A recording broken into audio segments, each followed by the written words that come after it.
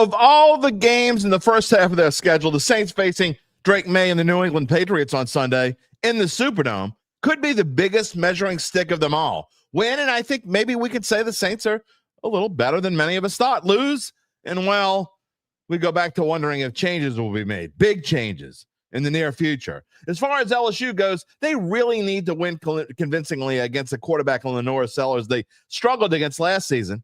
After the bye week, can the Tigers get rolling again versus South Carolina? It's Friday, so that means Zach Ewing is here to go through the two big games for us this weekend. And, of course, we'll talk about Tulane's nail-biter at Yeoman Stadium last night, and maybe, I don't know, another team that did something well last night. I don't know. We'll see. Oh, and have no fear, the Pick'em crew is here, and they promise to have a better week than whatever the hell that was last Friday. It's time for a little fun. Oh, hell, make it a lot of fun on the Dattitude podcast, which is coming up next. If you're looking for the latest scoop and in-depth interviews on the Saints, the NFL, the Pelicans, LSU, along with the best bets of the week, then lucky you. Along with high-powered, in-the-know guests who cover our teams, Jim Derry brings plenty of Dattitude. And he'll always tell you the way it is, or at least the way he thinks it is.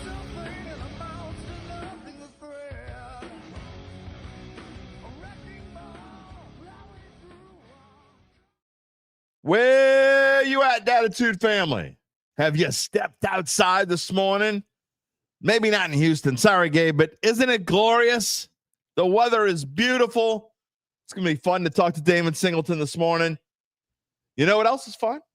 Dattitude, episode number 426, presented by Evangeline Securities for a Friday, a fun Friday, October the 10th, 2025, 10/10/25. If you are new here, I am Jim Derry, 35 years on the New Orleans sports media scene, and I thank you so much for being a part of the Det family, whether you are here for your first ever episode or episode number 426 or somewhere in between. You know what's most special about our show? You talk to us and we talk back. You know, sometimes it's fun and sometimes it's fun for you and not fun for me. Sometimes it's fun for me and not fun for you, and somewhere, everywhere in between. We're going to have all... That's Fun Friday, though. We're going to do it well. We're going to do it well. Pick'em crew is here. I'm looking forward to that this morning. Gabe, UBN, and I, we did not, I talked a lot of smack last week. I really was talking smack for all of us, and then we kind of pooped the bed. I'm just going to put it that way. We went a combined 3-6 against the spread last week. We're still above 500 for the season, which is good now, but it's not where we want to be. So we'll see if we can turn that around. I'm not talking any smack, but I will tell you this. There is a crossfire. Our pick'em guys don't know it yet, but one of your picks, one of the 6 picks y'all have made, there is crossfire. I'm not going to spill the beans just yet, so that should be fun later this afternoon. What is going on here with my little... I don't think I'm getting enough light on my little fuzziness going. Let's see if we... Can you fix this on live TV? I've had all kinds of... I was starting with Damon this morning. Let's see, that made it worse. I was starting with Damon this morning. My sound wasn't working right. There we go. Now that's fading out elsewhere. We'll just have to live with it a little fuzzy. Started out with Damon this morning. My sound wasn't right. So now my video is not right. I don't know what's going on. Maybe it's the Cubs hat. That ruined everything. The lighting on my, let's see my dome. For those of you listening to the podcast, you don't know what the hell I'm talking about. So I'm just let you know I'm uglier than usual. It's all good. If you have not subscribed to our YouTube page yet, please do so. Give us a like, a thumbs up. You can click the little bell, all that good stuff. You can always find out when we go on the air live, which, by the way, is almost always, not always, but almost always Monday, Wednesday, and Friday, live at 11 a.m. Central Time. I do have a special program, and that's what I think. Halloween week, we're going to try to take some time, do some different things. Halloween week, Halloween's on a Friday this year. So I know that Halloween week, we're going to do Monday, Wednesday, and Thursday that week. Hope that's okay with everybody.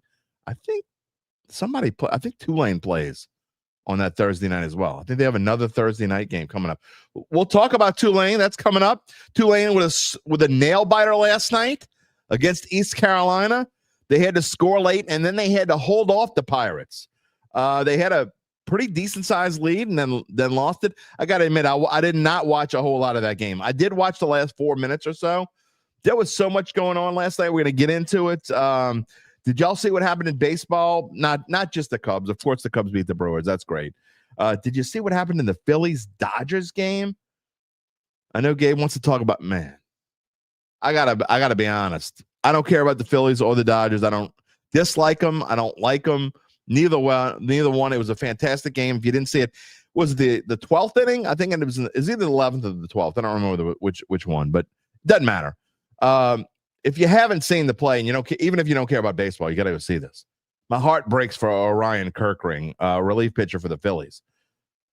Just going back and forth, bases loaded, 2 outs. Again, bottom of the 11th, the bottom of the 12th. I don't remember. And a ball hit right back to the pitcher, Kirkring. He kind of fumbles it, and then instead he picks it up plenty of time to go to first base, and he just had a brain fart. He tried to throw it home. Wouldn't have even been safe had he made a good throw. And meanwhile, the entire time, JT Realmuto, the catcher for the Phillies, pointing to first, and he still throws it home. Again, even a good throw wouldn't have got him at home. And he just threw it wide and just a brain fart. And the brain fart cost the Phillies a chance to advance. Now, they could have gone to the next inning, and the Dodgers won it in the next inning anyway. I mean, and that's if you're loving on Kirkring, and he's got to live with this for the rest of his life. So you just got to tell him that. Again, that doesn't mean the Phillies would have won, but they would have had a chance to win, and it cost them a chance to win. So brutal game there. Also, Cubbies, again, still alive, beating on those Brewers. If anything else, there was a lot of Brewers smack talk from some people. I'm just saying this. I've told y'all this. I think the Brewers, I know for a lot of y'all, it's the Falcons. You don't care about baseball. Don't get me wrong. I don't like the Falcons, and I like to make fun. 28-3 will never get old. But for me, my least favorite team in sports, and it fluctuates a little bit, I really think it's the Milwaukee Brewers. I just don't like the way they do things. I've never liked them. I couldn't stand Bud Selig. I don't like the Brewers. I hope they lose and I got friends who are Brewers fans. But they had some I wouldn't say my friends who are Brewers fans, but there were a lot of Brewers people out there talking a lot of smack. Should they have run rules and all this stuff when they smacked up on the Cubs? I don't hear them chirping too much right now. Now, the Brewers may go out and finish the series off tomorrow with their bullpen game. Who knows? I like the Cubs' chances. The Cubs are underdogs tomorrow in Milwaukee, as they should be. But we'll see. Also, Zach Ewing, his Mariners are playing. Scooble is pitching for the Tigers. The Tigers are the favorite now in Seattle. We'll get Zach's reaction. He's a big Mariners fan. So both of our teams are playing, and I'm representing this one. I don't care. For I think the first time I've ever wore a hat on this show. I wore a hat on Bayou Bets before, but I don't think I ever wore a hat on Dattitude. We're wearing it this morning. We're giving the Cubs some love. Speaking of giving some love, a couple things I want to get to this morning. I told him I would give him a free shout out because he absolutely deserves it. But Rusty Mathern, my friends at Bayou AV Security, a free plug. They deserve it. I've been wanting for 4 or 5 years to get permanent holiday lighting on my home. And Rusty has been sponsoring our broadcast of Shaw football for a couple of years now. And I was talking to him about it, and we got into a conversation. He said, well, I'll come out and give me a free quote, came out talking. And I'm like, that's reasonable. Very reasonable. Came out and did it. And I got to be honest, it's better than I even hoped for. I did not bring a picture. If you can find me on Facebook if you want to see a picture of it.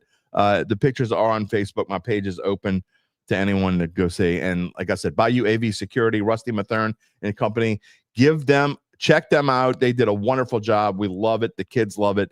It is fantastic. Again, even better. They were out here for like 6 hours. They busted their keisers, and it looks great, and I'm very excited about that. Tonight, VSN, speaking of football, Shaw versus St. James. It is the last of, I think, 5 straight home games for the Eagles. As we turn the page to the second half of the season, we are at Joe Zimmerman Stadium tonight. Shaw against St. James. Shaw playing the number 1 or number 2 team in Class 3A. The Eagles have had a tough schedule. They are now 3-2. A win tonight would go a long way to helping them get a top 4 seed, which is what you would need to do, and select Division 2, which is that's the goal. You get a top 4 seed. You get a bye the first week. You know you're at home through the quarterfinals at the worst. So that's what the goal is. You shoot for that, and then whatever happens after. So defending state champs at home tonight, Shaw Eagles. Looking forward to that. And then a couple other things here, real quick, before we get to the comments. I know I got to get the comments. Damon Singleton coming on the show in just a moment. We recorded our weather segment. Had some fun 6-minute segment talking about how beautiful the weather is. Hey, man, you can't get enough of that. What is the weather going to be like at Tiger Stadium? What about tailgating for the Dome? Spoiler alert, it's going to be beautiful. We'll talk about that, and then maybe what's coming up. Is there anything in the tropics that we should be paying attention to? He's going to tell us that in just a minute. But I want to give an RIP this morning to Sister Jean. Did you see this last night? Sister Jean, 106 years old. If you don't know who Sister Jean is, you are not a college basketball fan. She was around the Loyola Chicago team. Remember when they went to the Final Four? Was it 10 years ago, 10 years ago, somewhere around there? And she was in her late 90s at the time and kind of helped push Loyola Chicago. They were 11 seed, helped push them, whether it was divine intervention or whatever it was. She was around. What a great lady. She was fun. And what a life to live to 106 years old.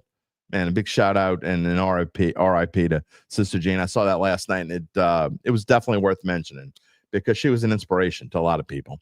And then lastly, before we get to the comments, I know I'm all over the place this morning, but I know a lot of you are probably going to want to. I've not, as usual, I've not looked at a single comment. I do not look at the comments until I get to them.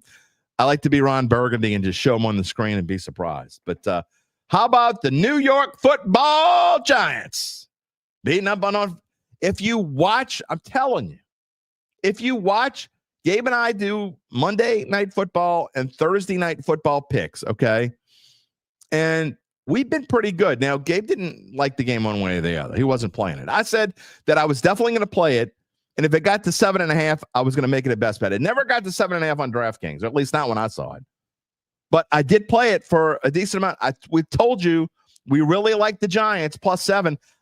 I didn't think they were going to win the game outright, but you know what? This is the NFL, man. Anything can happen. And Jackson Dart looked phenomenal last night. I'm going further than look good. I thought he looked phenomenal. He was in complete control of the game. I thought Scatterboo was running all over the Eagles. Jalen Hurts looked like a rookie. And the Giants played inspired, really good football. Look, that's not the same team that the Saints beat last week. That's the same team and same bodies in the uniform. That's not the same team the Saints beat last week. Sorry. It wasn't. I guess we'll get to that. But, man, New York Giants, you got to say right now, they have a promising future. If you can do that to Philly, it's impressive. Now, Philly, maybe not the same Philly team. They're not playing the same way. You lose your coordinators. It hurts, man. You want to talk about losing Kellen Moore and whatever. I mean, they saw the defensive coordinator, but you lose Kellen Moore, it hurts. It's not the same offense. They are not playing the same ball. It does not look the same. So we'll see what happens with Philly going forward. But you can't take anything away from the New York Giants from last night because they were outstanding. And, again, Jackson Dart was phenomenal. So moving on with the show because I got a lot of comments to get to. I will try to get to as many as I can before we go to Damon Singleton and Zach Ewing, again, coming on 11:30. Before any of that, you know what's really important? Well, the rest of your life is the most important. But you know what's also really important? Let me tell you about our friends at Evangeline Securities. Of course, they're a company that can help you decide if it's the right time to sell your family-run or privately held business. And just as importantly, they can figure out what that business is worth. If that's you, someone you know, someone you love, someone you want to help, whatever it is, it's time to reach out to Evangeline's founding and managing partners, Nick Braden and Ron Hemelt. They will start by scheduling a complimentary valuation from their offices, either on Poiter Street or in Lafayette. From there, you will be well informed and begin to make the decision on if you want to proceed. They don't need a measuring stick like the Saints do this week. No. They've already passed their measuring stick test. You want to check them out. We'll fill you in more later in the show. In the meantime, you could check them out while we talk to you. I mean, that's the good thing about you can multitask. You can watch us and go to another browser at the same time. You could do it. I mean, don't leave the show. But leave the show on, but check them out at www.evangelinesecurities.com. Okay, what is going on this morning with the comment stream? Again, this is brand new. I have no idea what's in here. Rockies first. Happy Friday, Dattitudinals. Gary's here. Good morning, and absolutely a big win for the Greenies. No question about it. Charles Mangus is here. Good morning. Good game last night. Tulane needs to score better in the red zone. Didn't see that coming. Hey, I'm going to ask Zach what he thinks. I just don't know if Tulane's as good as we hoped they were. I mean, they played inspired ball against Duke, but I got to be honest, I'm a little disappointed. I mean, you can't be too disappointed for 5-1, but I don't know if they're looking like the playoff team we thought they might be. Giants all over Philly. Yep. Told you Thursday. And we didn't tell you we thought they were going to win, but we told you to take the Giants. Most of the commenters didn't want to agree with me. Might have another pick later that people aren't going to agree with me with when we get to our Fun Friday picks. Apathy, good morning. Thank God for 5 turnovers because the Eagles got their butts kicked last night. Absolutely. That's what I'm trying to say. You know? It is what it is. You know, you can't count on 5 turnovers. If you can get 2, that's great. Anything over 2 is fantastic.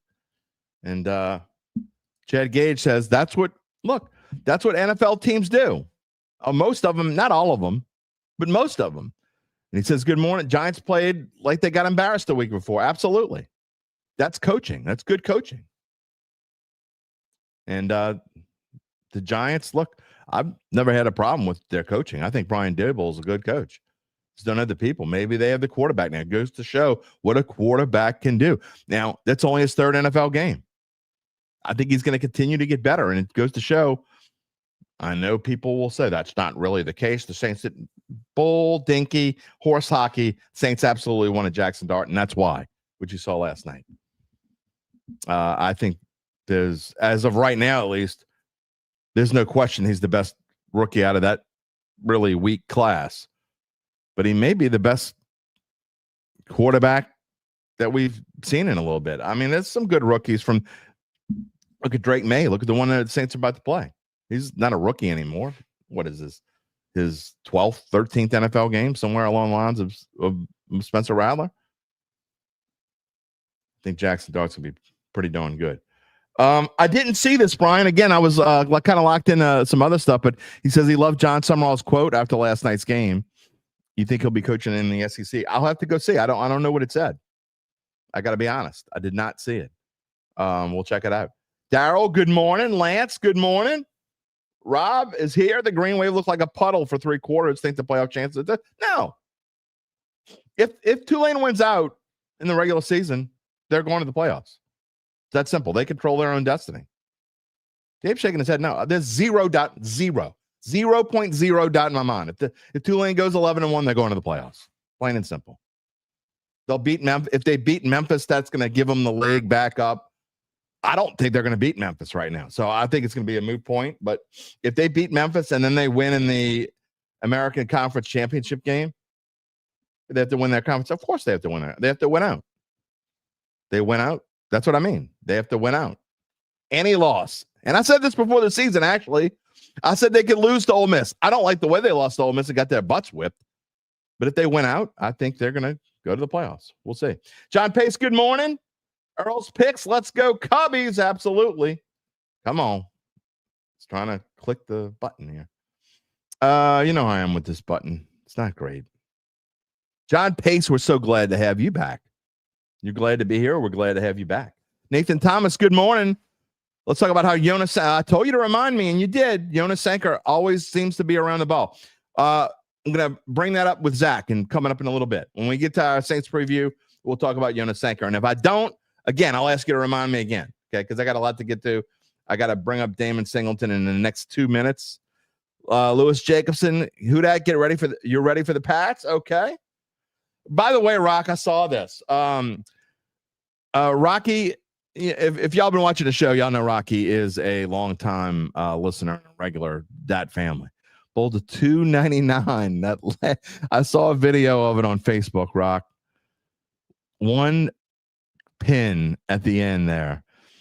Going in that, if you don't bowl, you don't know this, or if you don't bowl enough, you don't know how scoring works.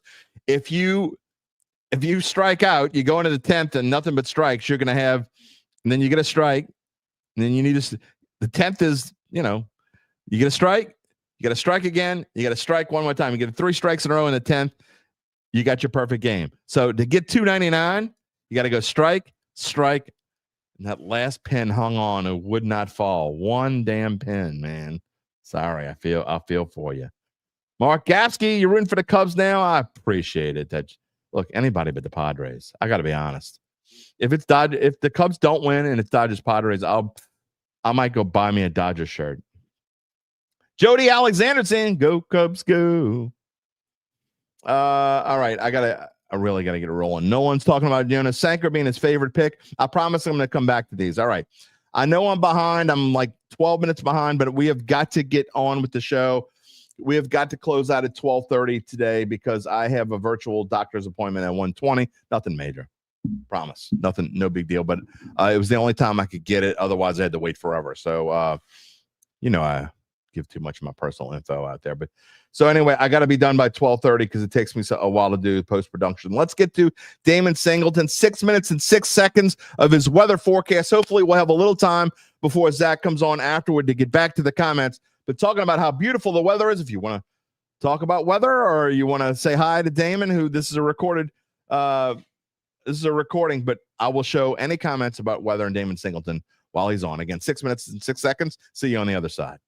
Here we are on a beautiful, just glorious Friday morning, Damon. This is the morning that I've been asking you for the past month, and you finally delivered. You finally got it. We're all excited here in New Orleans. Jim, we aim to please. What can I say? Well, you did a great job. It's beautiful to go outside. Unfortunately, I know all good things must come to an end. It is October in New Orleans. We know it's not going to last forever, right? It won't, but it'll last through the weekend. So that's good news for us. All right. That is really good news, especially for those going out to football games this weekend. Damon Singleton, let's start with the LSU Tigers. Tulane's already won. So they've started the week off great. They beat East Carolina last night. Tomorrow night, Saturday night, they say it never rains in Tiger Stadium, Damon. And you're telling me it's not going to rain at least this weekend. It's not going to rain this weekend. The weather in Tiger Stadium looks like it's going to be just as good there as it will be here in New Orleans. Some really, really nice conditions, some mostly clear skies. It's going to be a little breezy at times, and temperatures will be in the 70s. I would dare say it's almost perfect, right? I would dare say that as well. We don't get to say it very often. Yeah. You know what? Going to the Saints, Damon, I would be willing to bet that the New England Patriots are probably glad they're playing in New Orleans this weekend. I see that there's a nor'easter headed towards to Boston and Foxborough this weekend. Yeah, I tell you what, it's a mess on the eastern seaboard of the United States, especially for the Carolinas, a big low pressure area that's going to dump a lot of rainfall out there and create big problems in terms of coastal erosion and rip currents. That's going to be a big issue, and that thing's headed up the East Coast. Yeah, I will say any NFL games along that way, we could have some weather games this weekend, right, Damon? I mean, some games that are really impacted. Could be, yeah. The Saints, what are you seeing for the tailgaters? Similar, perfect weather? I think it's going to be great. I think Sunday morning the skies are going to be clear for the most part. There'll be a few clouds around and a little breezy outside as well. But it's going to be a nice morning. Temperatures are going to be pretty much in the 70s. By the afternoon, those temperatures will rise into like the mid 80s, 84 to like 86 degrees for afternoon highs. So probably more closer to 84 degrees. So when you're walking out of the dome, you're going to have some warm and clear conditions. And when you're tailgating, you're going to have some clear and cool conditions. And for, the whole weekend, the winds are generally out of the north. So the dew point temperature is low, moisture is low. So humidity is not going to be an issue for most of us across the area. What do you see for the next, 6 to 10 days as we go along here into October? We're getting closer to Halloween already. It's crazy. But what do you see in our near future? Well, you know, for at least for the next 6 days, I think we're going to have weather that's similar to what we're going to experience Nice. this weekend, although the temperatures are going to kind of inch their way back up into probably the upper 80s as we get into like Wednesday and Thursday of next week. Not expecting much in terms of rainfall at all between now and about that same time, Wednesday, Thursday. In fact, we'll probably be pretty dry through Friday of next week as well. So we've got a pretty good dry spell ahead of us. In the grand scheme of things, though, Damon, it's not really all that ridiculous. I mean, to have 90s is kind of crazy this time of year, but we kind of forget sometimes. We're so looking forward to that, you know, when it gets cool every day, or at least cooler every day. It's not that unusual to be warm in October. No. The average high temperature for us for this time of year is about 84 degrees. So that 84, 85 that we're expecting is about where we should be for the weekend. The thing that's going to make it feel better is the fact that we're going to have much drier air around. So when you're outside, you're gonna enjoy it more, probably more than if it was very humid. Lastly, and I won't be able to ask you this for much longer, and I'm really glad about that, but what do you see? Do you see anything in the tropics? Again, we're getting close to that, you know, we're middle of October, so hopefully our chances are continue to die down a little bit every day. But what do you see going on over the next week to 10 days there? Well, you know, we're probably going to see more of what we've been seeing up until now. You know, we've got Jerry that we're following out there that's headed up towards Bermuda. We've got another system that's developed in the northern Atlantic, believe it or not, and then that big area of low pressure off the East Coast, which, you know, it's not impossible that could become something tropical as well. So we'll probably see, you know, a few more of those waves make their way off the west coast of Africa and then turn northerly into the northern Atlantic. So probably not too much different than what we've seen so far. Damon, if people want to see your daily forecast, and we certainly invite them to do so, Damon Singleton, now part of our NOLA.com crew, but how do they find you? NOLA.com. Definitely go to NOLA.com. In the Times-Picayune itself, I've got a weather page there. My forecast is there every day. And, of course, on all of our social media sites for Times-Picayune and for NOLA.com as well. You've really enhanced our Friday shows, our Friday broadcast. It's something I told you that I've been wanting to do for a long time. And now that we have a bona fide meteorologist here on staff, we can do it. And I'm really fired up. Thank you for continuing to enhance our show, Damon. Hey, thank you for having me, Jim. We'll see you next Friday. Yes, sir. Take care. Go Saints. All righty. He says, go Saints. There's a lot of talk in the, I noticed the talk in the chat. I was reading everything that was going on back there. I don't know why y'all are, where this came from. A lot of talk about Alvin Kamara potentially being traded. I don't see it happen. Nola asked, when is the trade deadline in the NFL? Is it week 7? It's actually after week 9. So the Saints, it's November the 4th to be exact, which I believe is a Tuesday. So it is after week 9. Anyway, a lot of notes about my lights. Thank y'all, appreciate it. If you saw them, we're going to get to all though.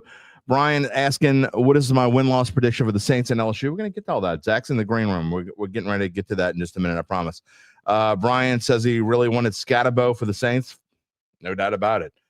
He would have helped, but Kendry Miller is playing pretty well so far. I definitely can't get upset about that so far. Rich Marciano says Kellen definitely knows how to adapt to whatever personnel he has at his disposal, and the Eagles are missing that philosophy as well as creativity. I agree. I think they definitely are missing that. Musette, good morning. Thank you for your little note. Tony says, by the way, good morning from California. He hates the Dodgers and the Giants since they moved from New York. I hear you. Lance, real quick, AK ain't going nowhere.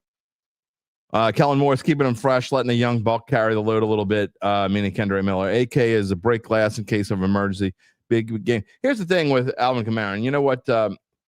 I talk about this with Zach, but with Zach, I'm going to start with LSU. So last note here on Saints just for a few minutes. But Alvin Kamara has to want to leave. Okay. And we talked about this before. I just don't, and I'll ask Zach what he thinks, but I just don't think that the Saints would get the value they would need to get him. I don't see that trade happening at all. I just don't. For those of you that are talking about, I don't see it happening. It's not going to happen. Again, he not only would they have to get value, but they would have to get Alvin Kamara to want to leave. And I just don't see that. We're going to come back to that. But I actually want to start off this morning. Zach Ewing, good morning. Welcome from Advocate Headquarters, uptown. Real quick, real quick, Jim. Go ahead. Alvin Kamara does not have a no trade clause. I just want to. Oh, I thought he did. He does not. Okay. No, there's very, very few NFL players who have one. Now, I thought he worked it in. He does not have a no trade clause. Okay. Your first point is correct, though. I mean, the question is he worth more to another team than he would be to the Saints, who value his presence in the locker room and the rapport he has with fans? And right. Yeah, I mean, he is going to be worth more to the Saints than almost every other team. You could see a situation where the Chargers, who keep having these running back injuries, like some team like that eventually just gets to the point where they want to overpay, and the Saints are like out of it. They're 2-7 or whatever. And you go, okay, fine. We'll take a 3rd round pick for him. That's the only scenario I could see that happening. I know you didn't want to start with Saints, but I just want to clarify. Yeah, no, I'm glad you did. We always want to do that here in this show. We love that. By the way, Lance wants to know if you have a no trade clause. I do not. I'm open to multi-million-dollar offers. Well, if you get one of those, please take me with you. I don't even need multi-millions. You just take me. I love it here, but I am open to the. I'm completely. Well, I want to make it clear. I love it here, but I am also open to multi-million-dollar offers. All right, real quickly, I want to talk about Tulane and LSU. Tulane, super quick. Again, I got to be honest. I'm open, always open in the show. I'm transparent. Did not see a whole lot of this game. I saw the last 4 minutes. I had a lot of other things to be watching. I had the Giants on my phone, the Giants Eagles on my phone. I had the dual screen with the Phillies Dodgers on one. God, Orion Kirkring, I feel so bad for you. And then obviously the Cubs took the big screen when they were just done. Cubs beat the Brewers. Both of our teams are going to a big game 5. It's going to be a rough Saturday for you. Both you and I are going to be on the edge of our seats. But Tulane and ECU, I know that they had to score. They scored late to make it 26-19 and then had to hold off a furious Pirates rally there at the end. Yeah, I was in the same boat as you, although I did watch. I had Tulane on the split screen for the first half. And by the way, the Mariners play tonight, not tomorrow. But it's tonight. Yeah, it's tonight at 7:00. And if they win, they will be favored to go to the World Series. They would be favored over the Blue Jays if you look at the odds. If they lose, obviously the season is over. So it is not hyperbole to say this is a top 3 game in franchise history tonight. Like I'm little keyed up. A little keyed up for that one. So I am correct in saying the Mariners have never been to the World Series, right? Correct. They're the only team that has never been. They've been to the ALCS, which is that's all that. But they would be favored against Toronto even without home field. So it's a big game. Tulane. Like I kind of turned it off at halftime and turned on Giants Eagles because I thought the Green Wave was in control. It was a weird game, right? Like they kept getting inside the 10 and they were terrible in the red zone. They would commit a penalty. One time they tried a fake field goal. I have no idea why Summerall called for that fake field goal in that scenario where, it would have worked if it had been from, say, the 5-yard line, but they were on like the 11 and the kicker did not have enough speed to get to the corner. He gets knocked out of bounds at like the 4 or 5. And you're going, why now? Why? Like, I don't understand. It was like they were going for style points. And so even though they were in control of the game, I was not surprised when I turned it back on and go, oh crap, it's 19-19. Like they're going to have to find a way to win this. Now you can look at this one of two ways, right? Like, oh, they're not playing very well. And, maybe they're not as good as we thought they were. Or you can look at it as they got away with playing like a C- game here, still won a game against a team with a winning record, a conference game. And, there's nowhere to go but up and they'll be better. So it just depends on how you want to look. They have to figure it out because they have a weird schedule over the course of the next few weeks. They do play next Saturday. They play Army at home, but then they play on a Thursday again. The week after that, I know their game against Memphis coming up in a little less than a month is on a Friday. So to me, that game against Memphis is going to be huge, and they need to get things straight. So I think part of the reason why they maybe played a little flat is because they had the bye week, coming off a bye week, then they played on a Thursday. But ECU is doing the same thing, and they were doing it on the road. So, Nick and I were kind of texting each other. He took ECU. +7. I just didn't. I don't know why. I just thought Tulane was better than that. I looked at what ECU had done. I'm kind of surprised. Had we made predictions on Tulane, East Carolina, I would have taken the Wave to win by definitely double digits. So it was kind of disappointing to see what they did there at home against a team that's definitely not as good as them. Yeah, I mean, you have games like this in the course of a football season. It was a little disappointing, I think, to see it outside or after the bye, right? Like out of the bye. Why was the effort not there? Why was the execution not there? But again, that game looks a lot different if they don't commit a couple of penalties in the red zone, and instead of being up, they were up like 9-0. What if it's 17-0, and then they just coast from there? So I'm not going to read too much into it. UBN says we need a 5 TV wall. I'm sorry, I enjoy being married, so I do not need a 5 TV wall. I'm completely fine with where I am.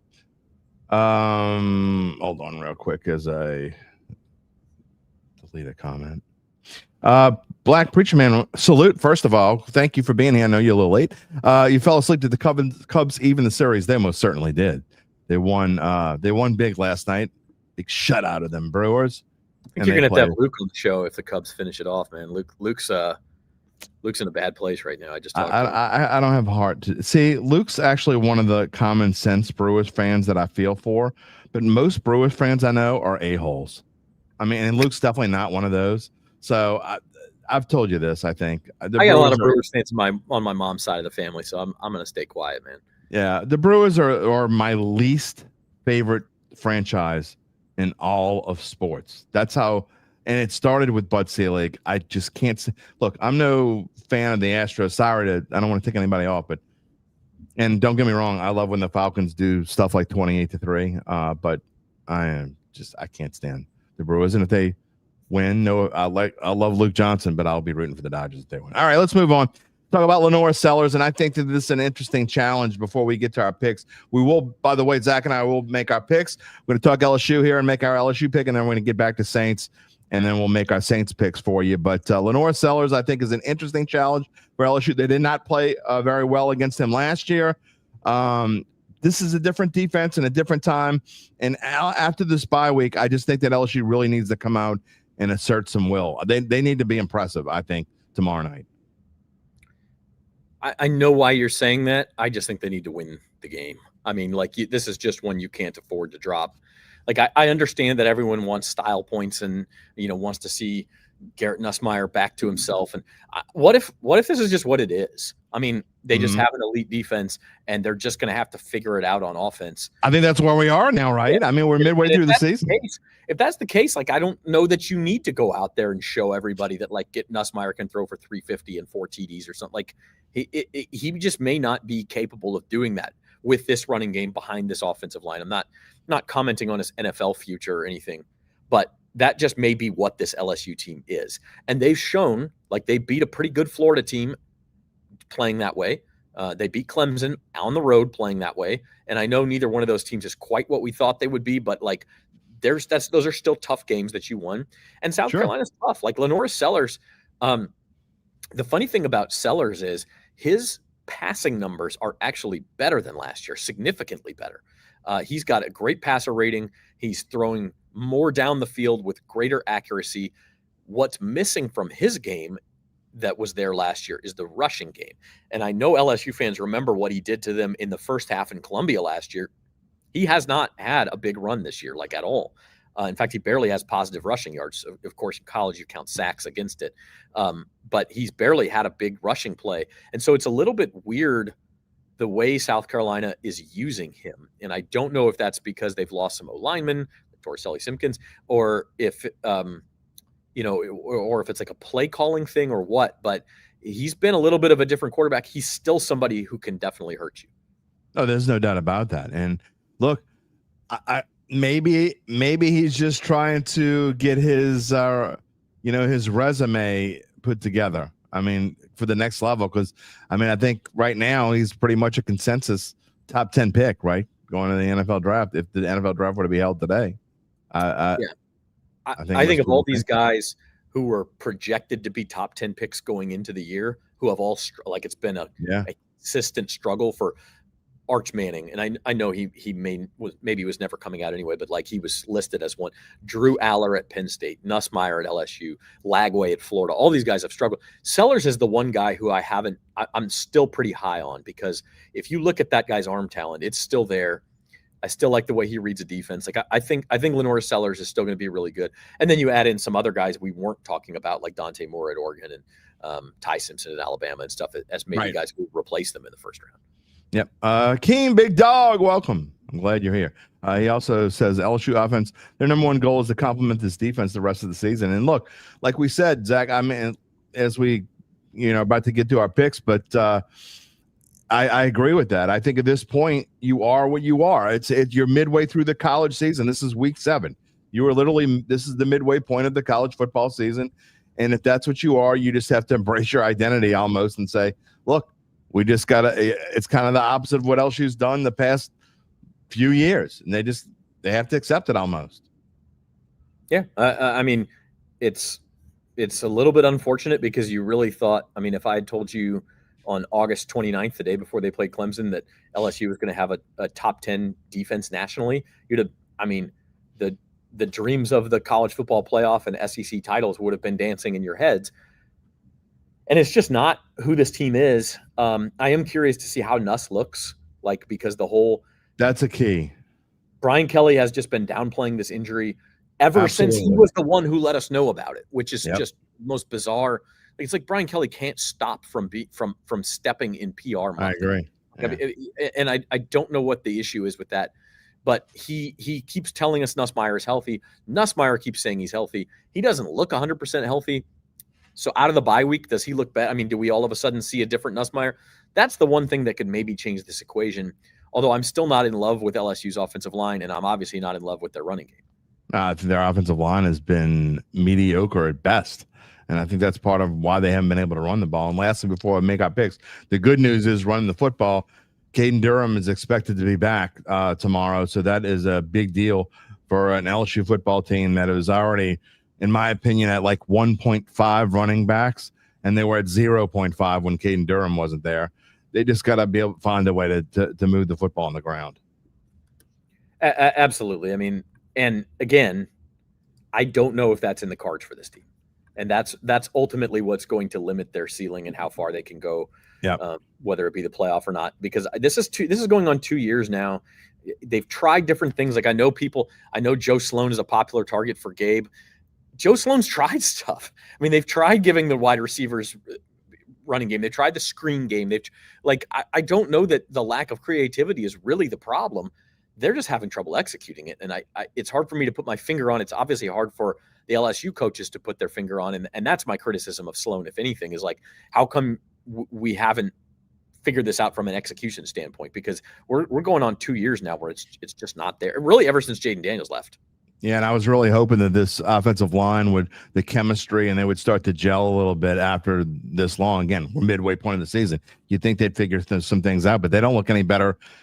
Again, they didn't look any better in week 6 or whatever, week 5 than they did in week 1, in my opinion. They've got to be able to find a way to at least fix that a little bit, because if your offensive line can't play well, you're not going to win anything important. Right. UBN says, who has the worst offense? LSU or Saints? That's a lot of. I mean, come on. I mean, it's closer than it should be. That's all I'll say about that. Not close. The Saints have a way worse offense. It's closer than it should be. The Saints don't. I'll say this for their offense: they don't turn the ball over. At least not yet. LSU turns the ball over. So, from that standpoint, that does make a big difference. Now, that's always not the most sustainable stat in the world. Yeah, Hakeem says Sloan's a better quarterback coach than he is as a play call. I mean, I guess I could say that, but they gotta.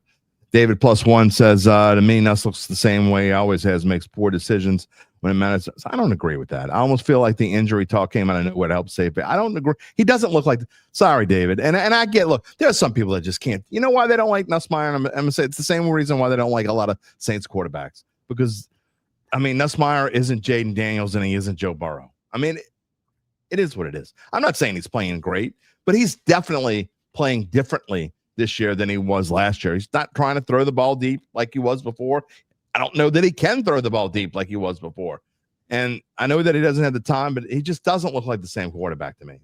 It was never fair, and I'm guilty of this too, because it was such a natural thing to do where you go, oh, hey, look, first year as a starter, Joe Burrow was, sort of solid, not great. Exactly. First year as a starter, Jaden Daniels was solid, not great. First year as a starter, Nuss was solid, not great. And look what those guys did in year 2. So now we can, and it's like, you have to realize how rare it is for a quarterback to take a jump like Joe and Jaden both did.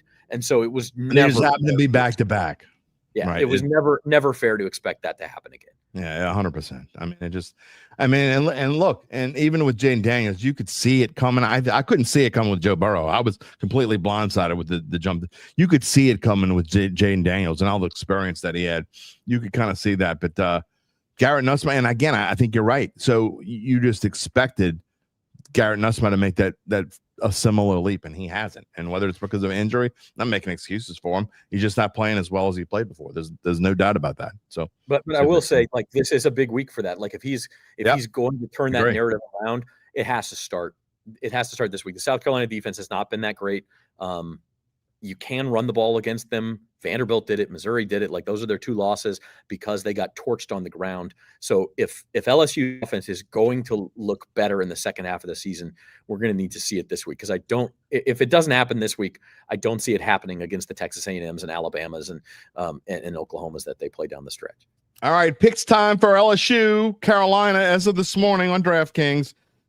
8.5-point underdog at LSU. The over-under, the total, I find very low, 44.5. We're going to get to our picks. We're going to start as we always do. Zach Ewing's LSU pick. What you got this morning? I'm going 27-21 Tigers.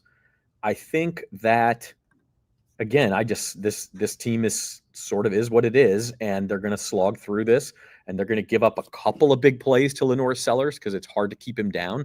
But ultimately, their defense mostly controls this game. They grind out a few drives, turn Sellers over once or twice to set up a score, and just find a way to win. I mean, that's the other thing. It was October 8th, I believe, of 2022 was the last time LSU lost at Tiger Stadium to anyone other than Alabama. Okay, and so I just don't think. Talk to me in a couple weeks. Maybe Texas A&M is the one who could break that streak. South Carolina, I don't think is that team. Yeah, I hear you. I'll give my pick away in just a minute. Charles says, if you want to make your LSU pick, feel free. Charles says 28-17 LSU over South Carolina. Ryan, I don't know what you mean by ain't going to happen, but he says 20-17 LSU. Okay.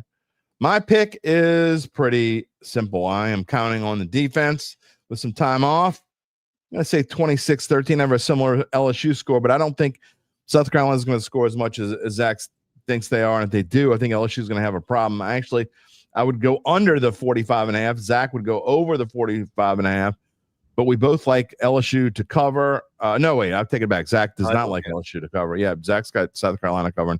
I got LSU covering. I think they're going to come out. I think we're still going to have the lingering questions about the offense. I don't think that's going to change all that much, but I do think Caden Durham coming back is going to be a big deal. Let's see if they mix up the play calling a little bit. I hope they do. But in the end, I like LSU. I think their defense is going to play. It wouldn't surprise me even if Carolina didn't even score that many. So I agree with you. We talked about LaNorris Sellers kind of changing his game up a little bit.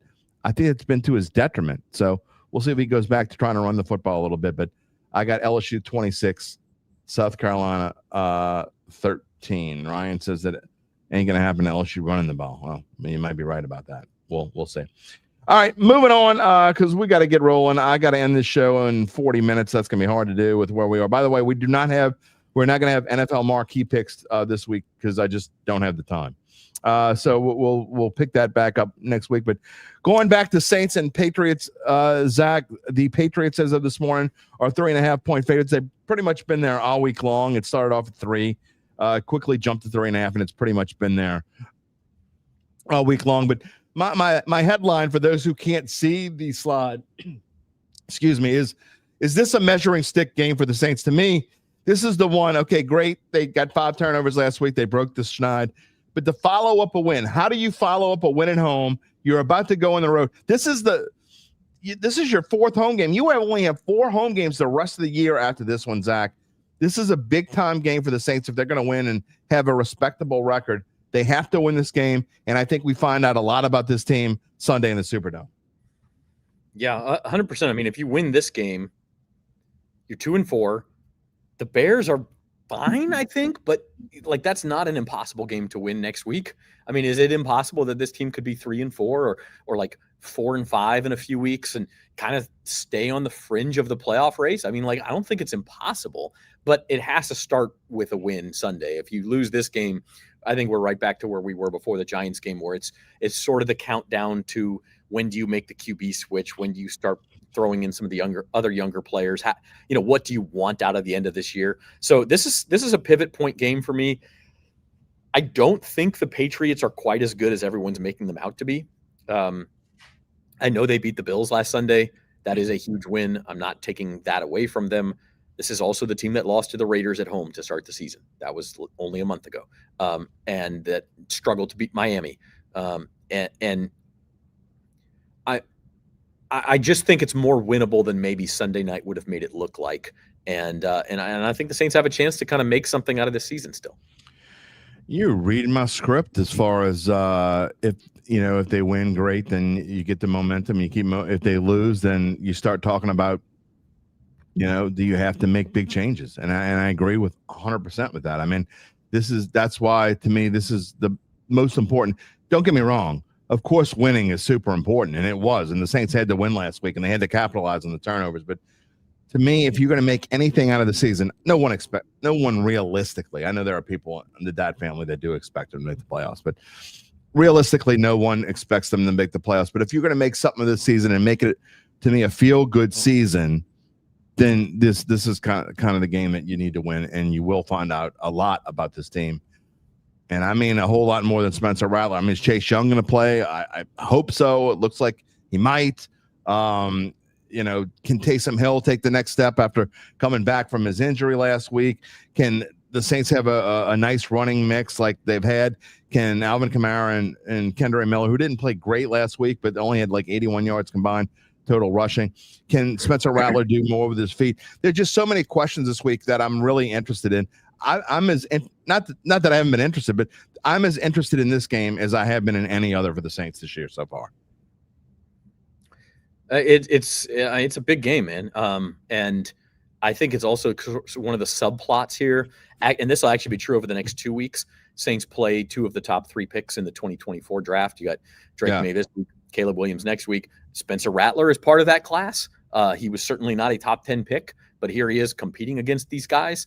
Mm-hmm. And I think that's a credit to Rattler. Like, look, we all nitpick what's wrong with this game. And there are things that he is just never going to be elite at. And eventually we do think Tyler Shuck will be the guy, but for him to go up against Drake Maye and or Caleb Williams and get a victory, I think would be very meaningful for how we view his career. Yeah. I mean, if you can win 2 out of 3 for Spencer Rattler, especially for the whole team, but especially Spencer Rattler, as you talked about, if you win 2 out of 3, you go against Jackson Dart, Drake Maye, and Caleb Williams. If you get 2 out of 3 against those, you say, look, I did belong with those guys. I belonged in that class. So it is an interesting stretch for him as much as anyone. Yeah, and Michael Penix twice later in the season is also part of that 2024 class. So it's interesting to see where Rattler fits in that. But and Cam Ward. The 2024 class, well, that was 2025. Yeah, right. But the 2024 class looks like it may be the best crop of quarterbacks in the NFL since the 2018 draft class that had Josh Allen and Lamar Jackson and Sam Darnold and a couple other guys who didn't pan out. But that was a very good class. This looks like it's going to be the next great quarterback class. Yeah, no doubt about it. All right, let's get to the part where we talk about the rankings. And there's a couple comments / questions I want to get to for sure. But we've already talked about this. I said this last week. This is when the rankings really matter. I don't think you could say it's too early anymore. I think they actually mean something now. And the one that sticks out of me, the one that I talked about the most on Wednesday with Eric Asher, was the Saints rushing offense, 14th against the 4th-ranked Pats rushing defense. And I think this puts, I'm not saying it's a bad thing, but it puts a little bit more pressure on Spencer Rattler. And I think a stat that I really like, even though there's a 4 there, I think this is going to force Rattler to run a little bit more this week. I don't know what his over-under rushing yardage are, if they're even up yet, but I'm going to take his over rushing total in this game because I think he's going to have to rush, especially his attempts. I think he's going to have to try to run the ball more this week. I don't disagree with that, and he's shown a willingness to do that. I am interested to see, the Patriots. It's a Mike Vrabel defense. They're going to stop the run first and foremost. How aggressive do the Saints get? The bomb to Shaheed last week was set up by they came out in a 13 personnel. They had 3 tight ends on the field. They went heavy. They showed run, and the Giants fell for it and said, "We got to stop the run." And lo and behold, Rashid Shaheed, this fastest guy on the field, is running wide open. So can you do something like that again against a team that is determined to stop the run? I know there's been a lot of Taysom Hill discourse. Like Taysom Hill, one of the places he's valuable is as a decoy. Now, he wasn't on the field for that particular play, but when he comes in the game, everybody's going to think run. And that is sometimes where you can maybe expose a Patriots secondary that hasn't been that good.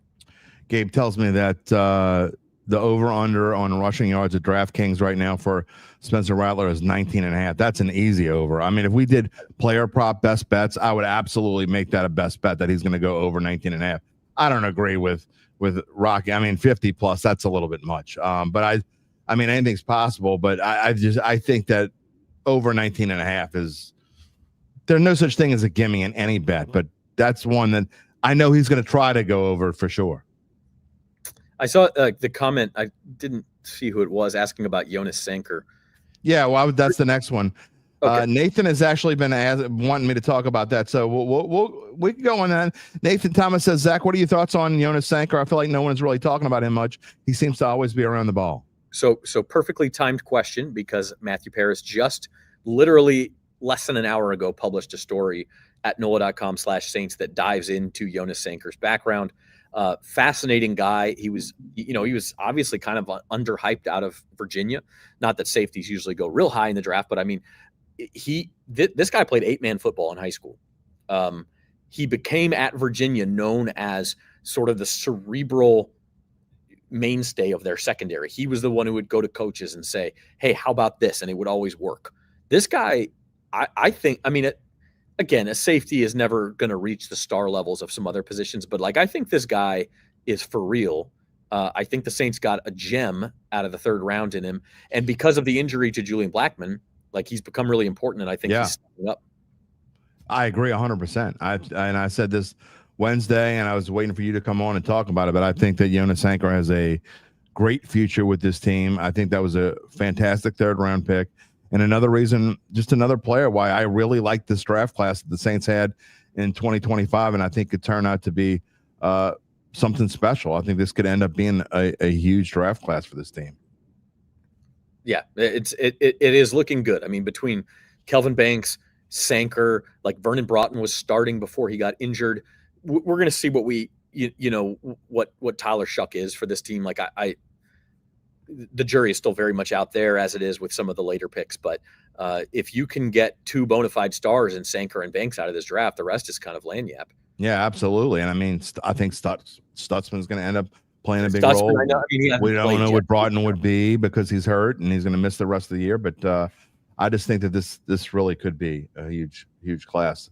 Lance says, I didn't know that. Is Sanker an Ed Reed disciple? I didn't know that. But he says if Sanker's an Ed Reed disciple, that's all he needs to know about him.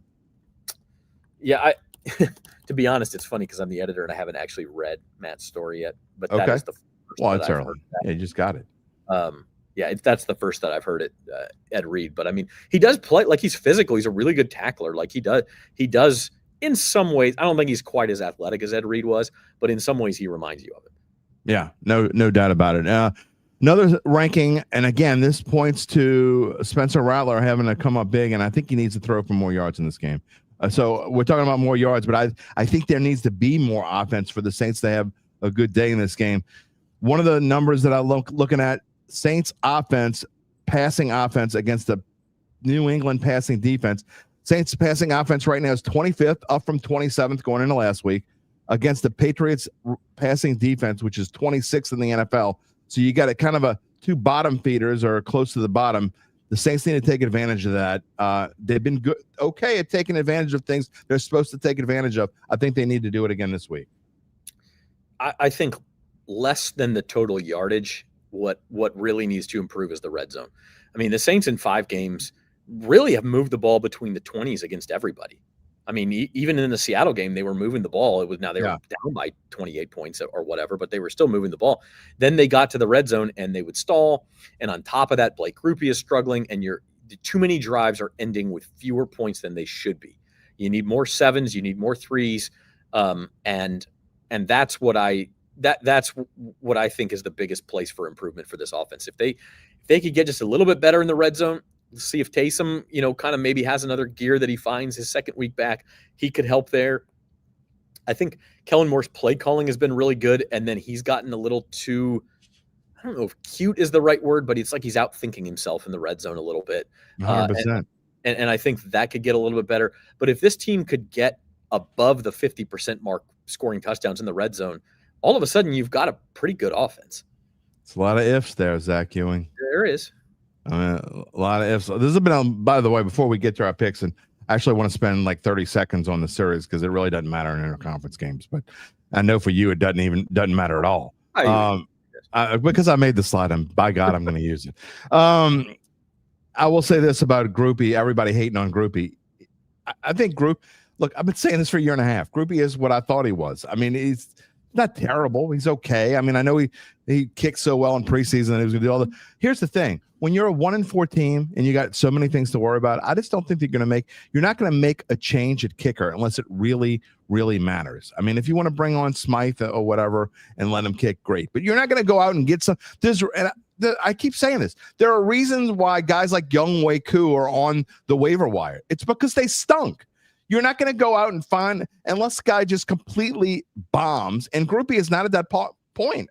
He's missed some kicks, but he's not been absolutely horrendous. And then to me, you only make a change at kicker unless he's absolutely horrendous, because somebody out there, whoever you're going to get on the waiver wire, is going to be just as many problems. Yeah, I mean, it's funny you say that because Younghoe Koo's numbers were almost identical to Grupe's when he got cut. Exactly. So it's not like, I don't know. Maybe Grupe hasn't been horrendous, but he's only a step up from that. I mean, you cannot miss 5 kicks in 5 games at this level. And we're talking about a couple that were under 40 yards. Like, you get one of those a season, maybe. You can't be missing those kicks, especially for an offense that is struggling, to score once they get inside the 30. You got to at least have the 3. I don't disagree with any of that. Our Matt Paris, who wrote the Sanker story, also he raised a good point on the Saints Insider that's going to air this afternoon.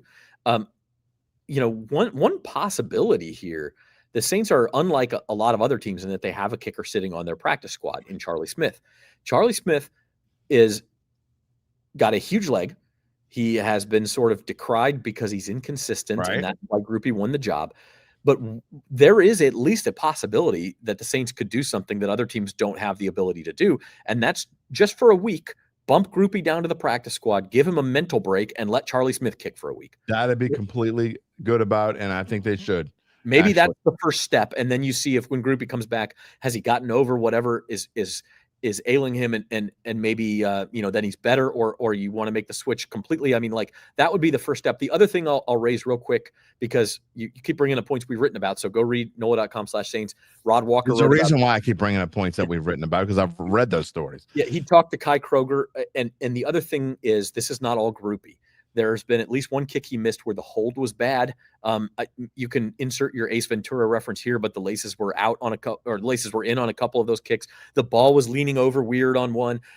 They were rushed on one because of the play clock, which I don't find to be as legitimate of an excuse, because that happens and you have to be good enough to make the kick anyway. But like, the whole operation is off. It's not just Grupe. Absolutely. I agree 100%. And by the way, I mean, Charles barely over 60%. First of all, they've only played 5 games. I mean, to me, we're starting to matter, but you don't have enough kicks. He's missed some kicks. I get it. Average for NFL is 70 plus. That's fine.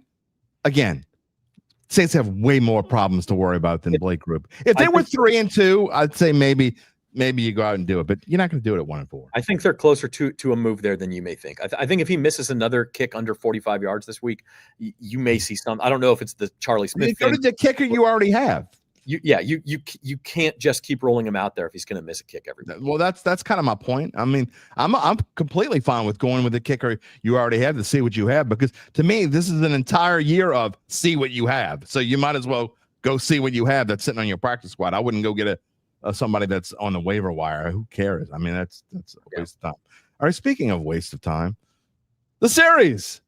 The Patriots lead the series 10-6, and the last game is it might be the most memorable one for Saints fans, because that's the game that the Saints absolutely obliterated Mac Jones. If you remember, that was the peak of the Dennis Allen era, I think. Was that? It definitely was the peak of the Dennis Allen era. I think Tyrann Mathieu had a fantastic game. I believe Jameis Winston ever really play in that game and have a good game? I believe. Anyway, Derek Carr played. Was it? Is that Derek Carr? That was a Derek Carr game? Well, whatever. I know that Tyrann Mathieu had a great game in that game, and I think the Saints had a 5-turnover game in that one. They won 34-0. Played in that 2021 game up in Foxborough. Well, maybe that's what it was. That the Saints won. The Saints haven't played the Patriots at the Dome in 8 years. Okay, well, I'm mixing those up, but the one that sticks out to me more than anyone, and it still sticks in my craw, that game on October the 13th of 2013.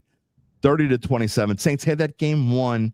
They let Brady come down the field in the last couple minutes, as he often does, and Saints let one slip away. And that's one of the ones probably top 10 games that pissed me off. That's you're one gonna of make them. me talk about this series history like it means something. Okay. Could I just point out that if the Saints win on Sunday, the last time they beat the Patriots in the Dome, they won the Super Bowl. I'm just saying it's a trend. November the 30th, 2009. It's right there. They beat the Patriots on Monday in the Night Dome, they won Football. the Super Bowl. So I think it's time to start getting the parade route ready if the Saints win. All right. You know what it's time for? It's time for our predictions. Saints. Patriots. Don't show mine yet, because I'm gonna build into this. Okay, go ahead. Build into it. Patriots lead 21-20. Final drive. Spencer Rattler finds Olave over the middle. He busts loose for a little yak. They get up there, they spike the ball. Blake Grupe comes out for a 55-yarder, and he nails it, baby. Saints win 23-21. That's what I'm going with. Oh, if you're going to do that, you might as well say he nails a 61-yarder. I'm trying to be realistic here. All right. Zach thinks he's being realistic, and he's got the Saints winning 23-21, despite being a 3.5-point underdog.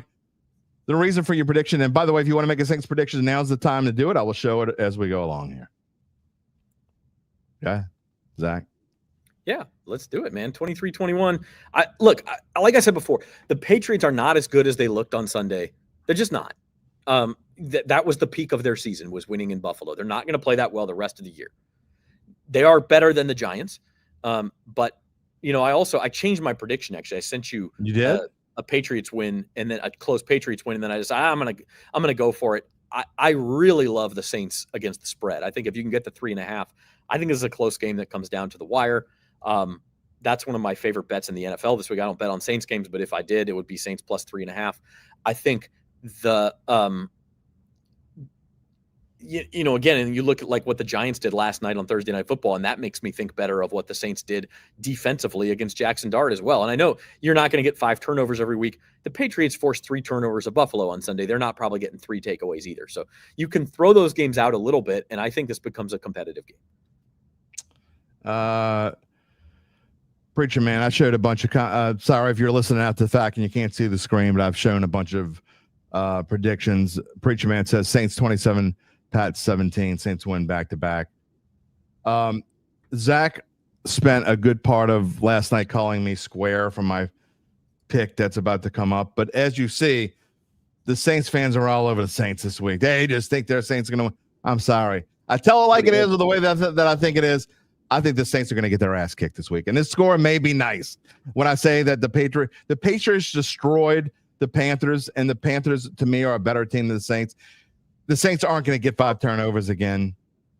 The Panthers got destroyed. You think the Saints the Panthers and the Saints are what and what, as you like to say. They're not a bad team. Okay. The what and what, the Patriots destroyed the Panthers. The Patriots also lost to the Raiders, dog. All right, well, here's the thing. If they had a mediocre or a bad coach coming off of what they did last week against Buffalo, I would say that matters. And I would say that it's tough to get your team up, especially going on the road after you beat Buffalo.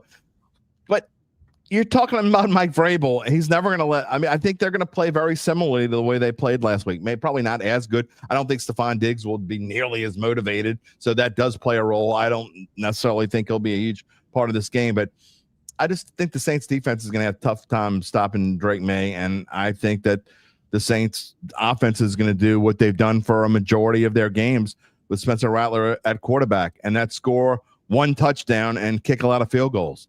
And they're going to lose as a result. My score is 30-16. All right, man. I guess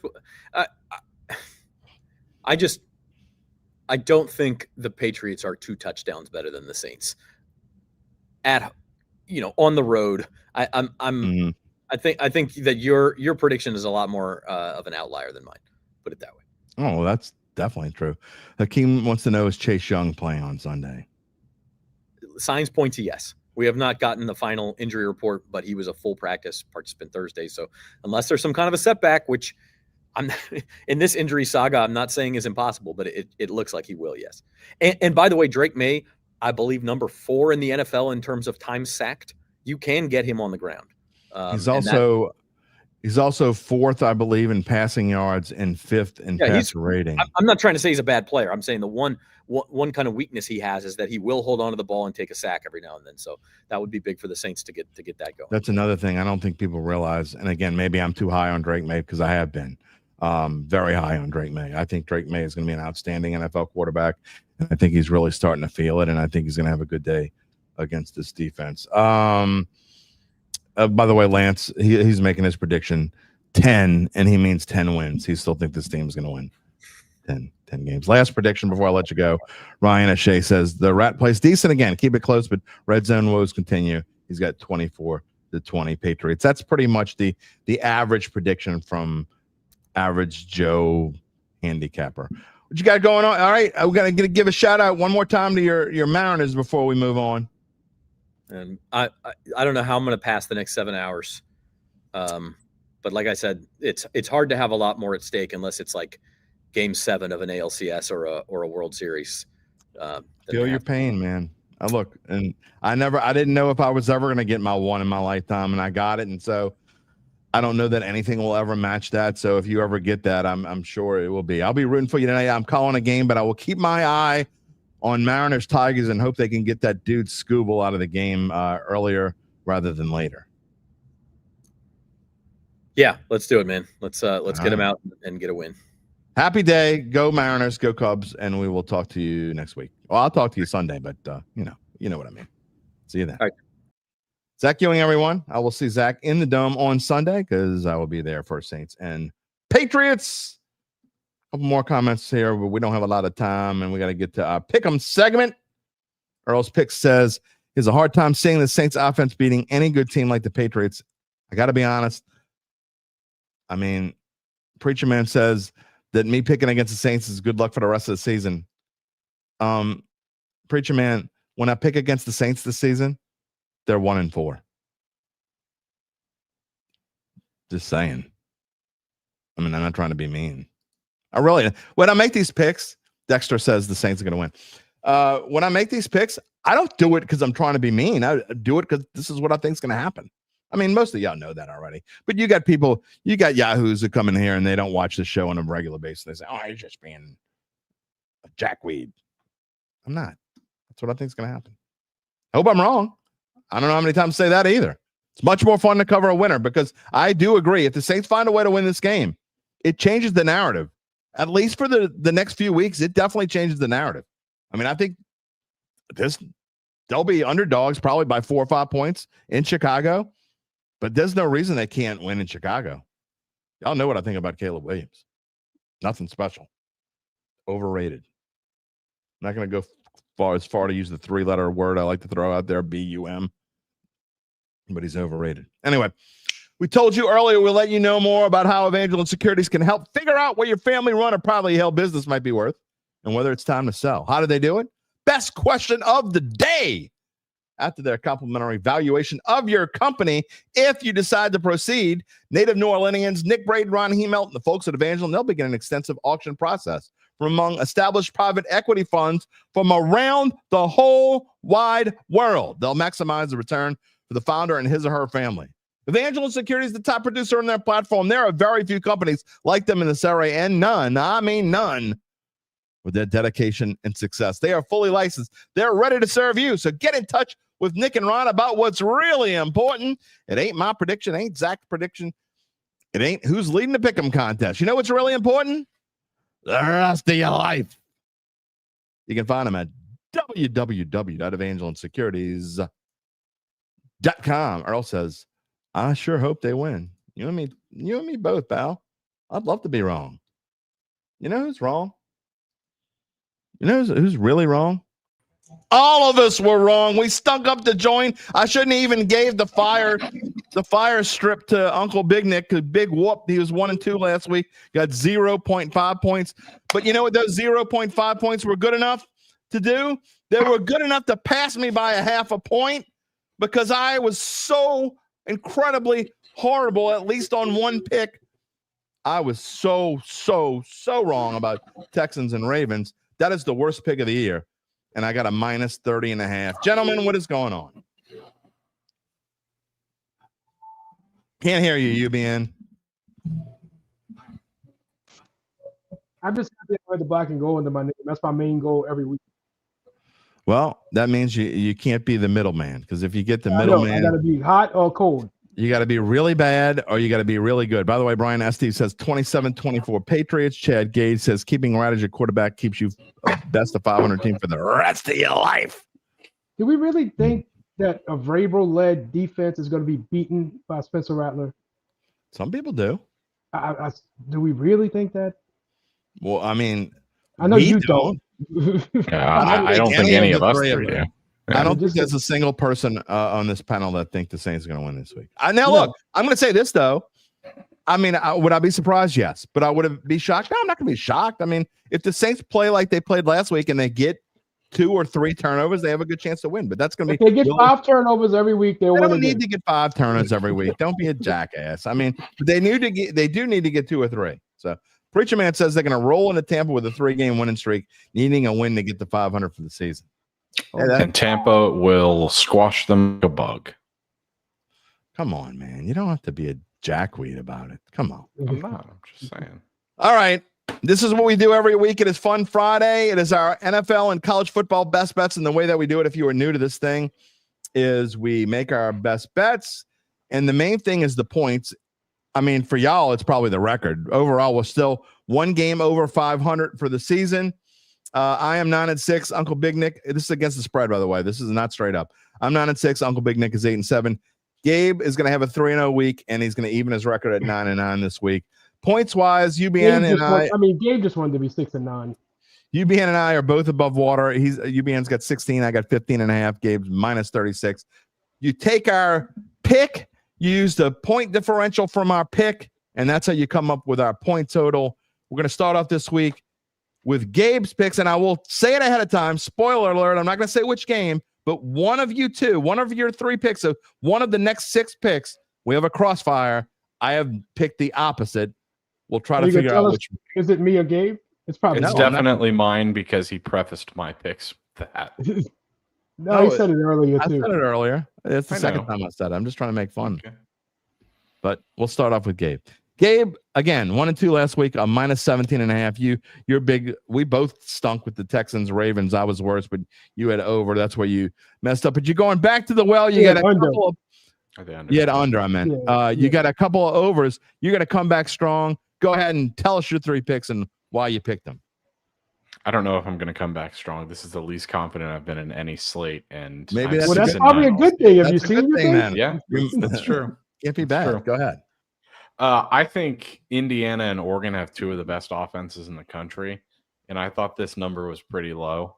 By the way, for those who can't see it on the screen, he's got Indiana over 53.5 against Oregon. Mm-hmm. The total. So go ahead. Yeah, I mean, these are 2 quarterbacks who are high flying. I know they've got good defenses, but I think they'll combine to find a way to probably at least put up 28 points apiece, with the winner coming out with a little bit more. I'm going to read this. I know I hate to interrupt your pick, but this comment doesn't make sense to me, and I want to show it before I forget. John Tucker, a lot of ifs, but I'm saying about same thing. whatever I'm saying is also about Tyler Shuck. Well, that's true, but you don't know what you have in Tyler Shuck, which is the reason why Tyler Shuck needs to play. It's not. Of course, there are ifs, but I think we know pretty much right now what Rattler is anyway. So I had to show that. I think we know what both of them are. Exactly. I think we both know, all three of us know that the Saints will probably be picking a quarterback in next year's draft again. Or they should. That's a whole different story. All right. This is an interesting pick to me. This one is in London, correct? They're playing in London? No. Are they playing at Pittsburgh? Yeah, they at Pittsburgh. Okay, I almost picked this game, but I didn't. I got this game too, but it's not this thing. I did not make this pick, but I find this an interesting pick. You got over 37.5. That is such a low total. Browns and Steelers. Give me your reason in that one. I'm scared of that total. It's so low.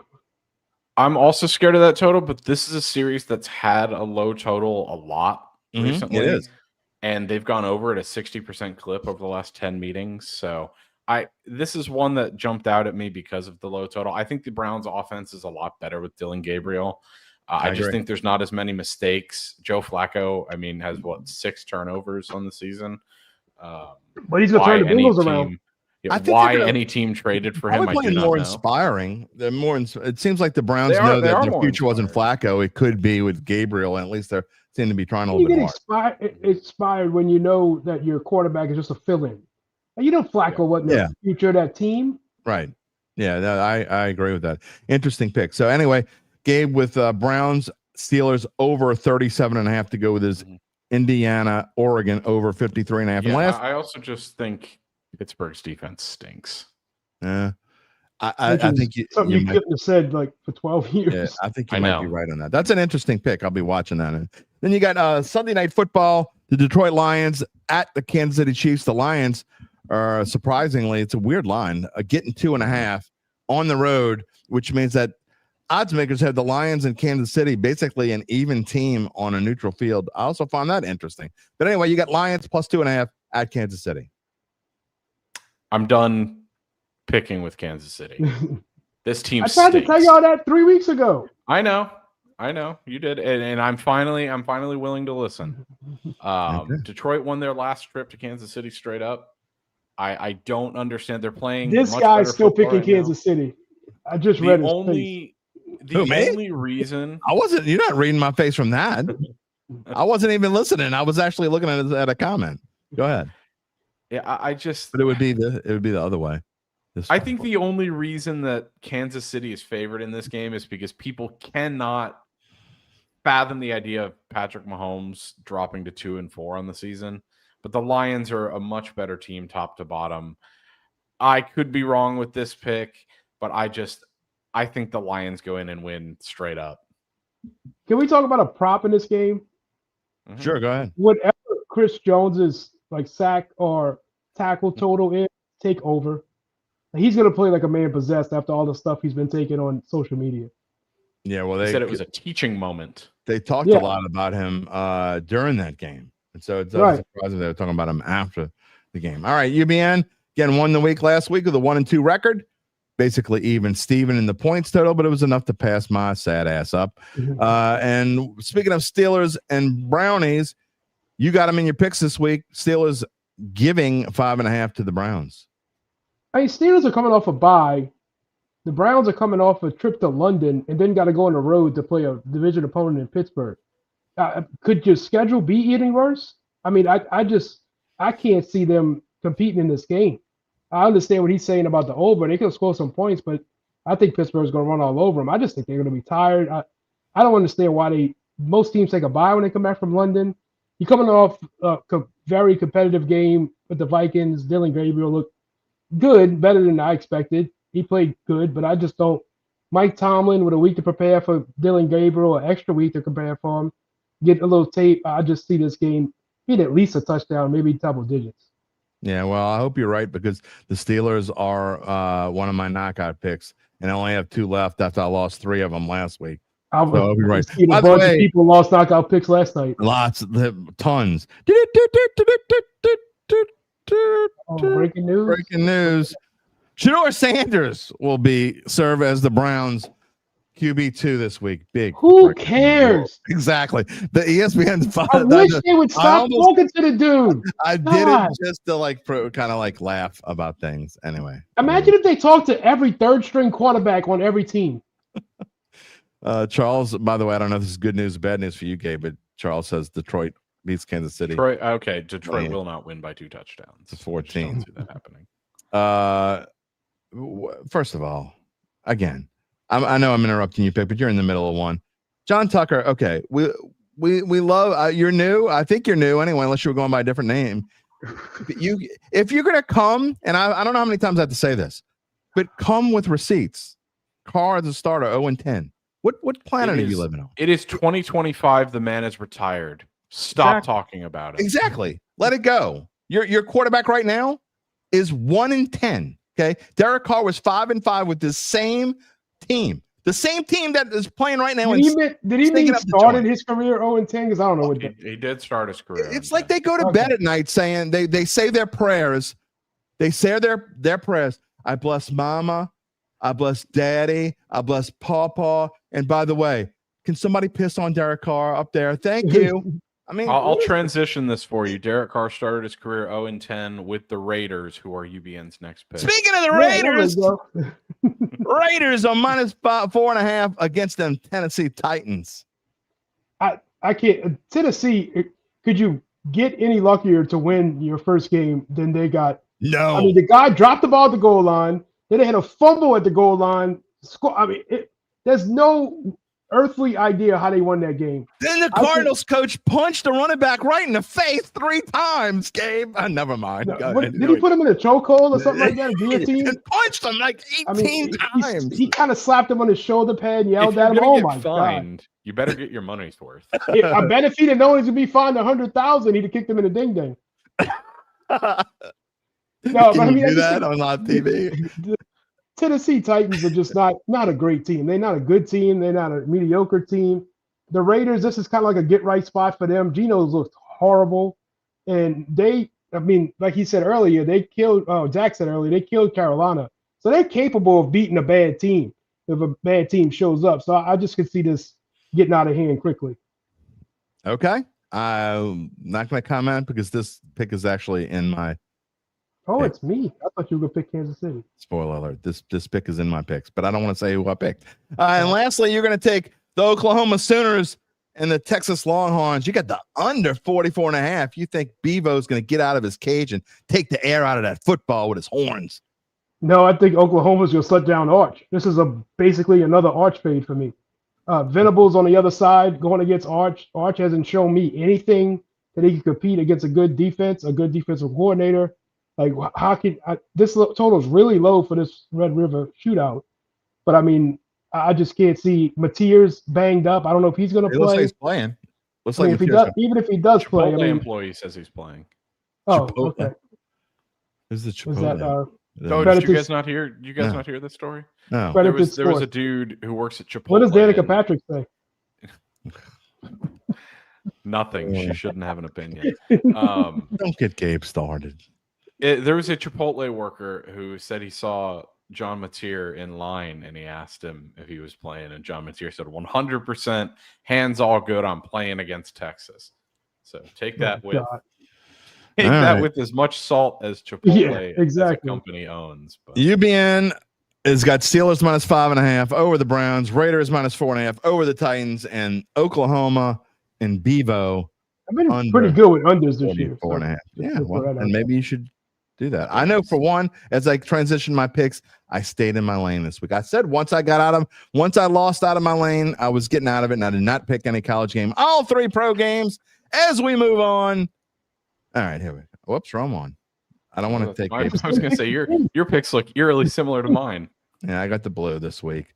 All right, I'm going to start off with Seattle money line. It's even money. It's both minus 110. Seattle and Jacksonville, both are minus 110. Give me them Seahawks. The Jags on a short week with an emotional win in prime time against Kansas City.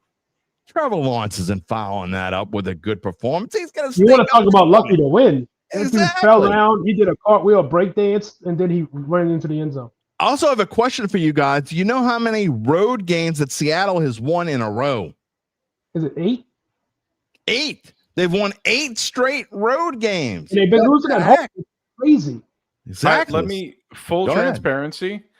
I almost took Jacksonville to cover the spread here, but it was minus 125 last night when I looked, so I couldn't take it.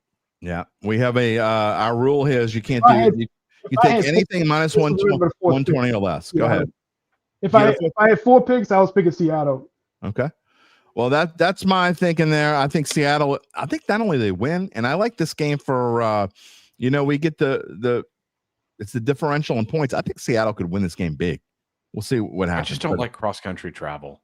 Yeah, well, they've been okay with cross country travel No, in the I know. past. In fact, Gabe, it's not 1974 anymore. These guys travel and stuff better than our houses.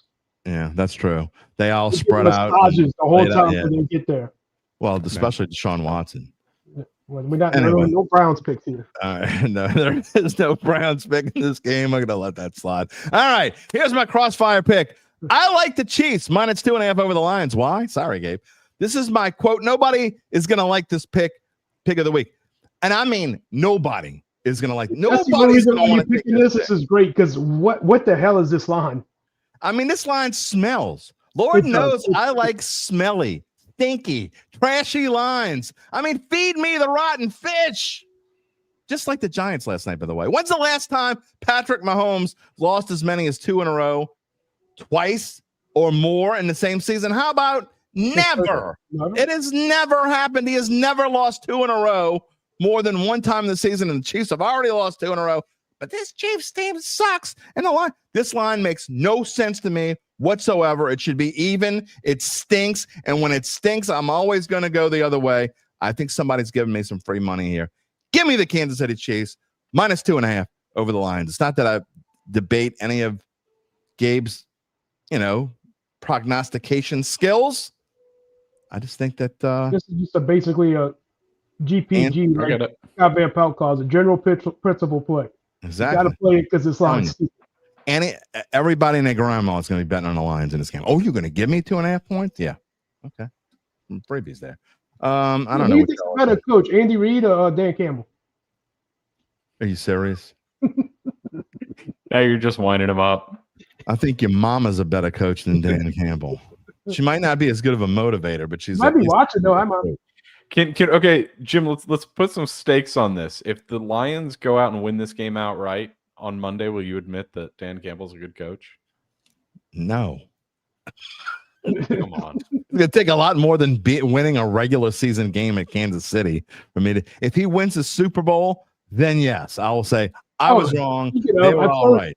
I told Jim this, Gabe. I don't know if you've seen. I don't know if you watched the Manning cast, but Fred Warner was on it. He was talking about going for it on 4th down.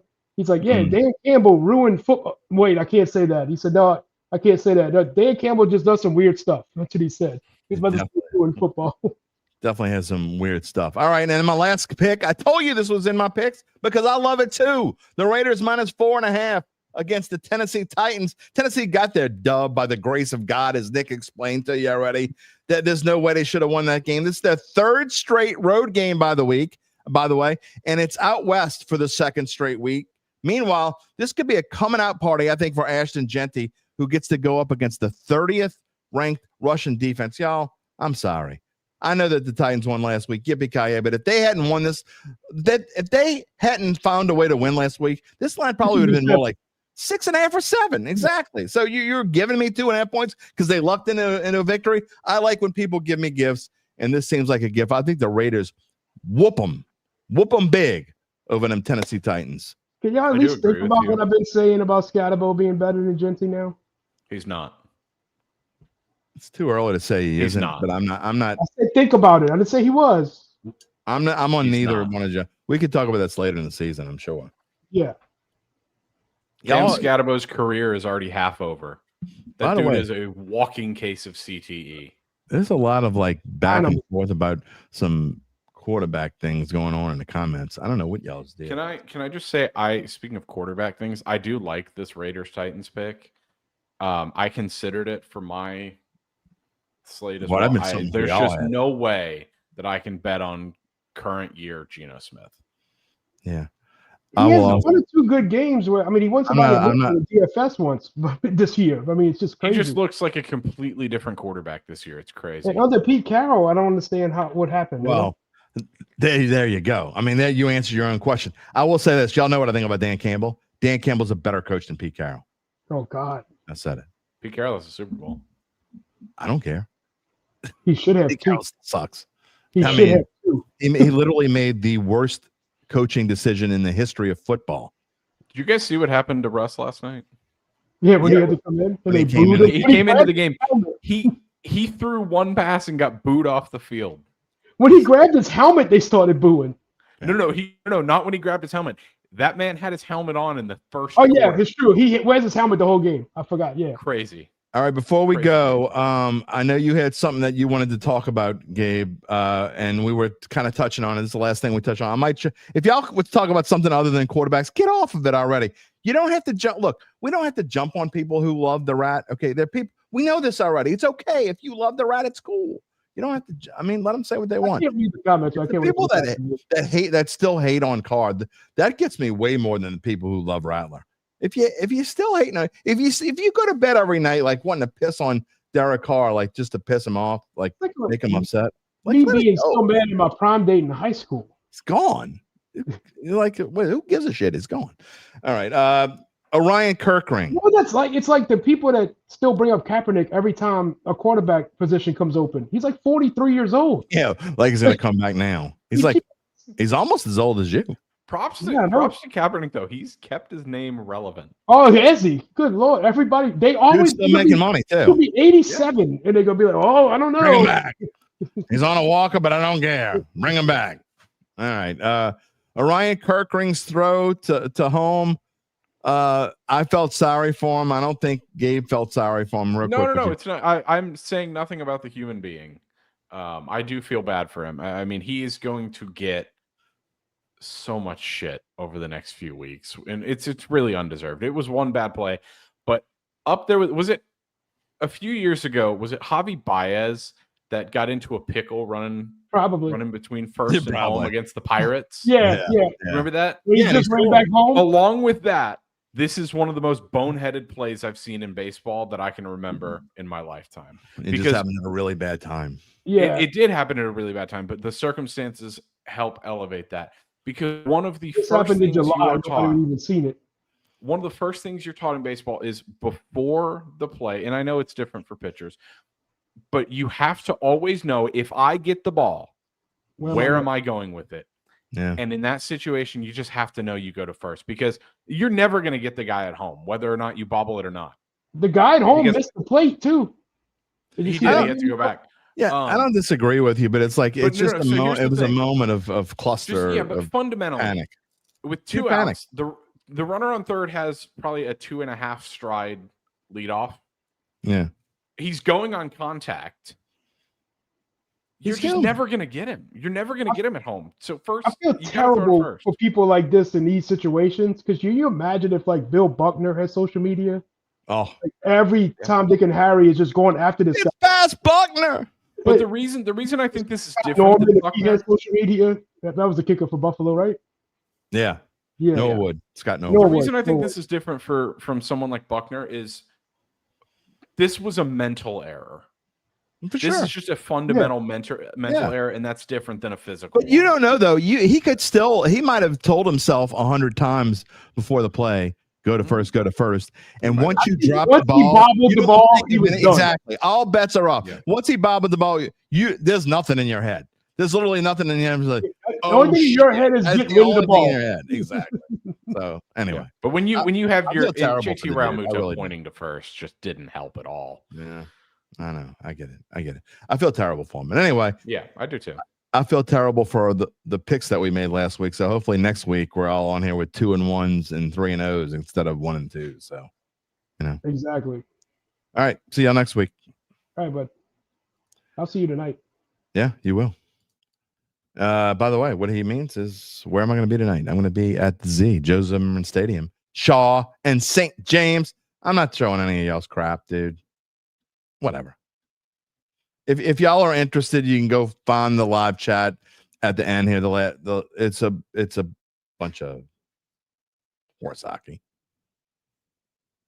I don't know why y'all gotta argue. Why can't we all just get along? This is a get along show. We love each other here. Kumbaya. Oh, wait. Maybe we don't. But we have fun. We still love one another. I guess. We'll see if we love each other on Monday. I don't know. That is going to wrap it up for us on this Friday. I want to thank the usuals. Damon Singleton, Zach Ewing, Gabe Henderson, Uncle Big Nick, and me. I have fun on Friday. And I know, look, our picks aren't always fantastic. They don't look. But we've been pretty good this year. If y'all have been following us on a regular basis, we've been pretty good. And again, I will say this. You want to catch Gabe and I's picks for Monday Night Football and Thursday night because we've been really good on those. Now, Gabe missed with the under this week. And I hit, but a lot of times you just got to listen to our explanations. And we also tell you, Gabe also said he wasn't betting it. He didn't love it. And I said, I loved my pick and I was going to bet it. So you have to listen to where we are. I'm telling you, we're going to make, if you want to bet, look, we're not here to make anybody, you're not going to get rich.